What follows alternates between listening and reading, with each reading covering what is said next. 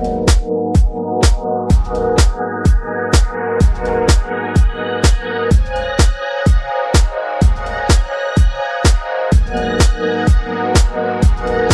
à bord de Massif Santé Prévoyance. Donc là on est dans le cockpit, un cockpit qu'on a voulu vraiment le plus compact possible. Il est tellement petit que la barre est verticale. Et on n'a pas de place pour une barre normale, donc voilà, là, voilà, je fais une barre verticale. Je pense qu'on doit être le seul bateau de la flotte comme ça. On a aussi voulu un piano, un meuble de winch le plus compact possible. Donc on a une configuration en 2-2 là, comme ça. Ce qui est bien avec cette configuration, c'est que les 4 winches peuvent être utilisés pour ce qui vient du piano. Et 3 winches sur 4 peuvent être utilisés pour les écoutes qui viennent de l'arrière. Et quand je suis à la colonne, je peux atteindre tous mes winches facilement sans même me déplacer. Quand je suis ici, je peux accéder à l'écran de mon ordi. J'ai Oscar aussi qui est allumé en dessous, mes répétiteurs, ma quille pendulaire, mes pilotes. Voilà, tout est vraiment à portée de main. On a gagné un petit peu de hauteur par rapport à mon ancien bateau, on a gagné une dizaine de centimètres. Après, c'est plus gênant au port qu'en mer, parce qu'en mer, déjà le bateau penche un peu, donc dès que ça penche un peu, je suis de nouveau vertical. Enfin, je peux de nouveau me tenir droit, et de toute façon, ça bouge toujours un petit peu, donc on est rarement droit comme un i. On est toujours un peu en appui sur les winches où on se tient, donc au final, c'est pas gênant, quoi. Après, ce qu'on a voulu, c'est travailler aussi l'aération de la zone. Pour pouvoir, en fait, en ouvrant, fermant telle ou telle ouverture, je peux très facilement réguler la température du cockpit. Donc si je laisse le côté au vent ouvert, j'ai l'air qui va j'ai beaucoup d'air qui va s'engouffrer dans le cockpit, qui va permettre de faire baisser la température. Après, quand les conditions de mer le demandent, quand ça commence à bouger un petit peu, à mouiller un peu, je peux fermer le bas de la porte. Après, je peux faire une version casquette aussi. Ça marche pas mal. Voilà, je peux quand même. J'ai de l'air frais qui vient de là, et je vois un peu ce qui se passe. Et quand il commence à y avoir de l'eau qui ruisselle sur le roof, ça tombe pas dans le bateau. Et donc après, la troisième version, c'est la version totalement fermée. Donc voilà, là, je suis vraiment à l'abri des vagues, mais je peux aussi décider de garder. Là, j'ai une petite trappe que je peux ouvrir ou fermer avec ce petit bouchon. Et donc là, j'ai un super courant d'air quand je navigue. J'ai un courant d'air là sur le côté au vent qui s'engouffre dans le bateau. Donc même tout fermé, j'arrive quand même à réguler la température. Et si je suis dans une zone où il fait froid, je vais fermer pour essayer de faire remonter un peu la température de la zone.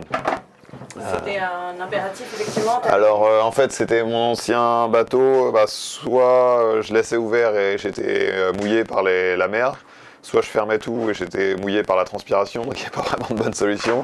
Donc en fait, en ouvrant sous le vent, au vent, cette ouverture ou en fermant, en fait, j'arrive à réguler en fait de manière naturelle la température du cockpit en fait, j'arrive toujours à mettre une température agréable, quoi. Donc c'est plutôt pas mal. Alors au niveau des mains courantes, on a beaucoup de mains courantes en dur.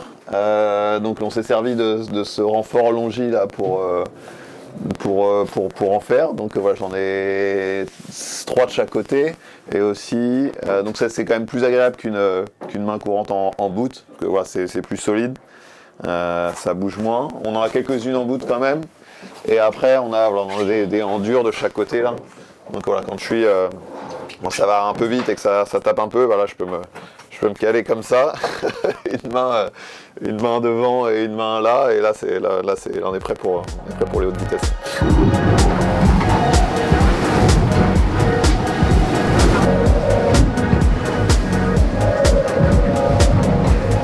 Donc là, c'est la zone de cockpit et la zone de vie est un petit peu en arrière. Donc voilà, on y rentre par cette ouverture. Donc la studette. L'intérêt de cette studette, c'est que déjà tout est fixe.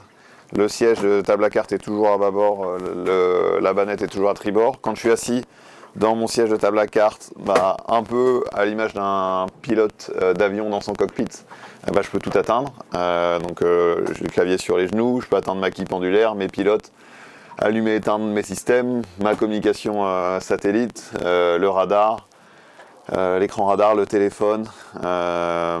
Tout est à portée de main. La cuisine également. J'ai mon petit réchaud qui est ici, mes petits bacs là pour ranger mes sachets journaliers, ranger mon huile d'olive, mon couteau et compagnie. La poubelle ici qui est aussi à portée de main. Le sac de nourriture, lui, je le mets juste derrière là, donc j'ai juste à me pencher pour prendre à manger. Ça fonctionne super. Le siège est sur amortisseur, je peux aussi le faire pivoter d'un côté ou de l'autre pour compenser la gîte du bateau. Ce siège, il a été fait par Matisse là, à Bénodet, donc il est sur mesure, on m'a scanné, donc il est vraiment pile à ma taille, voilà, ma tête rentre pile là où elle doit aller. En termes de longueur de jambe, c'est pareil, c'est super bien calé. Aussi, on a un système assez innovant de LED ici, c'est fait par Lucibel, et donc en fait j'ai différents spectres lumineux pour soit faciliter l'endormissement, soit faciliter l'éveil. Donc par exemple, si je veux me préparer au sommeil, je vais allumer une lampe, une lumière un peu chaude, type un peu aube ou crépuscule, qui va automatiquement baisser en intensité jusqu'à l'extinction totale. C'est une lumière que je vais pouvoir allumer avant de m'allonger par exemple. A l'inverse, si j'ai envie, il faut que je retrouve de l'éveil rapidement, je peux mettre des lumières très, très froides, type comme celle-ci, donc des lumières, un spectre lumineux froid, un peu bleuté, qui les études avec l'armée montrent que en fait c'est le même effet qu'un café sans les effets secondaires. Et donc pour un effet plus, ce qu'on a fait, c'est qu'on a connecté le réveil à ces LED. Donc quand le réveil sonne, j'ai donc forcément le bruit du réveil. Je l'arrête parce que c'est pas très agréable. Il y a le bruit du réveil et la lumière froide qui s'allume en même temps, quoi. Donc c'est double effet. Une fois que j'ai fait mes routages et que c'est l'heure de faire une petite sieste, j'ai juste un petit pas à faire de travers, sur le côté, et hop. Et là je peux m'allonger sur ma banette que je peux régler en fonction de la gîte, pareil. Là c'est la V3 d'un matelas qu'on a fait avec Bultex, donc c'est la 3e version. Donc c'est celle que je vais prendre sur le Vendée Globe. S'il fait chaud, j'ai le ventilo. Aussi, si j'ai oublié de faire quelque chose sur ordi, j'ai une petite souris aussi également ici, donc je peux contrôler l'ordinateur sans me relever. Ça marche vraiment bien. Et une fois que j'ai fini ma sieste, je me relève, j'attrape j'essaie de rebloquer ma petite poignée et hop, je peux me réinstaller là. Donc j'ai 50 cm à faire pour passer de la banette au siège de table à cartes. Donc ça marche vraiment super bien.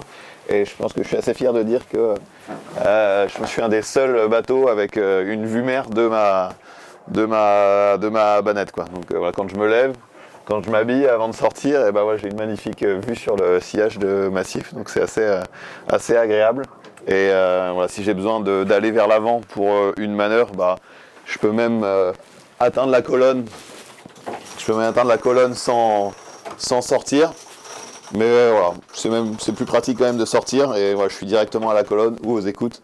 Donc vraiment, on a une espèce de triangle d'action entre le meuble de winch, le siège de table à cartes et la zone de sommeil. Où il n'y a rien à plus de 1,50 m l'un de l'autre et ça rend le cockpit et la zone de nuit vraiment efficace, quoi. On a fait une maquette en bois du cockpit et de la zone de vie. On a fait plein de versions différentes, on a fait plein de versions de meubles de winch différentes. À chaque fois je testais toutes les manœuvres du catalogue pour les prises de riz, les changements de voile, les IC les IC de voile, les empannages, les virements, et à chaque fois je faisais toutes les manœuvres du catalogue pour m'assurer que la configuration qu'on testait fonctionnait, qu'il n'y avait pas de points bloquants. Même c'est bête, hein, mais même ces 2 marches, il a fallu décider d'une forme et d'une hauteur, donc j'ai fait des dizaines et des dizaines de montées-descentes du pont au cockpit pour valider la bonne hauteur de chaque marche, la bonne forme de chaque marche. Mais en fait, il n'y a rien dans cette zone-là et dans la zone studette qui a été laissé au hasard. N'importe quelle chose sur laquelle on peut poser les yeux, c'est qu'il y a une discussion, il y a une réflexion. Donc moins de déplacement, c'est moins de risque de chute aussi. J'ai également une ceinture de sécurité sur le siège de table à cartes, j'ai même une ceinture de sécurité sur la bannette. Voilà, si ça bouge vraiment fort, je peux m'accrocher. C'est assez rare, mais ça peut arriver. Donc ouais, il y a vraiment en fait, on arrive tellement en déficit de sommeil et déficit d'énergie sur les courses auxquelles on participe.